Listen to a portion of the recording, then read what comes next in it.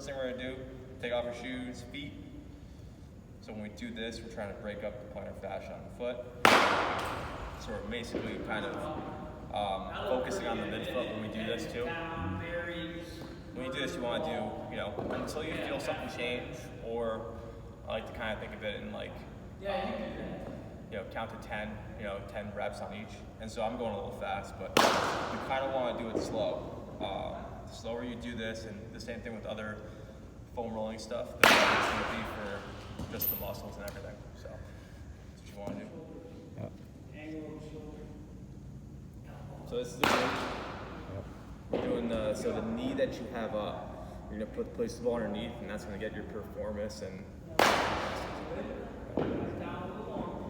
here's the question: what are we breaking up in this? So we're really trying to break up the fascia.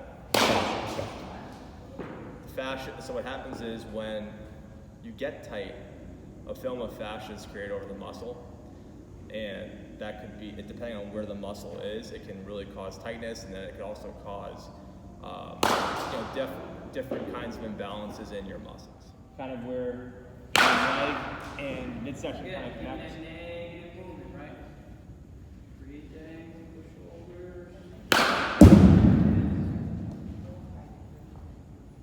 And this I always, if you've never done this spot before, it almost feels ticklish, hurts so much sometimes with certain guys. So it's super important to get in there. This is where the velo comes from. And you have it just in front. So if I'm laying down, I have the pointer in my hip, right? I have the little point in my hip. Yep. You're gonna find that pointer. Yep. You're gonna go inside. Inside of it. Okay. You could. I also do the outside. You're gonna do both sides of that. Okay. Because what happens is your glute actually wraps around here. So if this is, it's very and with pitchers especially, baseball players especially, when it's a lateral sport, and so a lot of that tension is held on the outside of that hip, but it also is held on the inside. So you can do both. We're really focusing. This is the rotator cuff, but it really is the teres minor and major, which is kind of located just by your armpit. And so, with guys that have never done this before, especially, it's going to be kind of like, you're going to give them a spot to put the baseball, and you're going to say, just find the spot, and they're going to, because they've never done it before, they're like, oh, that really hurts. They're going to know, and it's like that's where it needs to be. This is my favorite one, by the way. Yeah. This is the one where we did this one like this. When I was in the bullpen and I had to get loose quick. Bang for your buck, this would make you feel the best the quickest. Like you could roll out everything else, but at the end of the day, really your arm's the one throwing the baseball. And so if I didn't have time, this was the thing I did. If I had to roll out, this was the thing I did. When we do that, just left over right. So at the gym, I didn't have the. I kept forgetting to bring a baseball, so I just did these. Yeah, and if you don't have a baseball, then you could just do these with certain areas. I mean, if you wanted to, you could go all the way to the glute. You could do the back of your arm with this. You could really try to use the edges and get your hips. Hey, Switch, good job today, buddy. I had to be very creative in minor league baseball. So when you're doing this, you're trying to go back of the knee all the way to the bottom of the glute. Back of the knee to the bottom of the glute. Okay. The second most painful.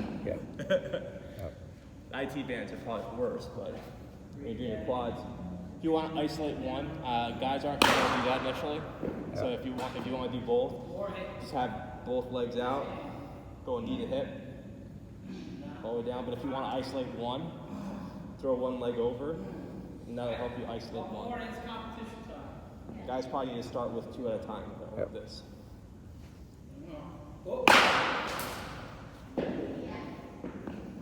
And again, like 10 passes. Just 10 passes until you feel something change, you feel it get easier. That's how you know you've done a good job on it. This is tricky because guys aren't going to want to do it. Because they're going to feel it, they're going to be like, I can't do that, that's bone. And it's not bone. It's a strand of fascia that goes from your knee to your hip. And if you make it, pliable, you're going to get a lot better rotation. And you get a lot more stability on your legs. Either one, if it's lead leg or the back leg, you get a lot more stability. So Get a lot of moaning and groaning, but Yep. just gonna give yourself a hug. Yep. You're going from pretty much your shoulder blades through your mid back. Yep. You want to stop kind of when you reach that low back because you don't really want your low back to be super loose. You want some stability there. That's how you herniate a disc. Yeah.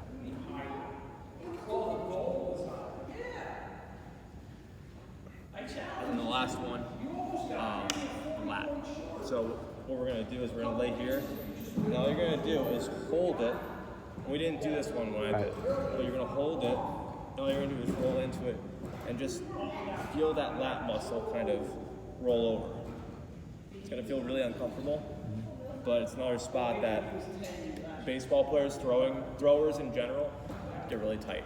And most guys are in a really depressed state when it comes to your lats. So you want to make sure that you try to they're constantly doing this. Yep.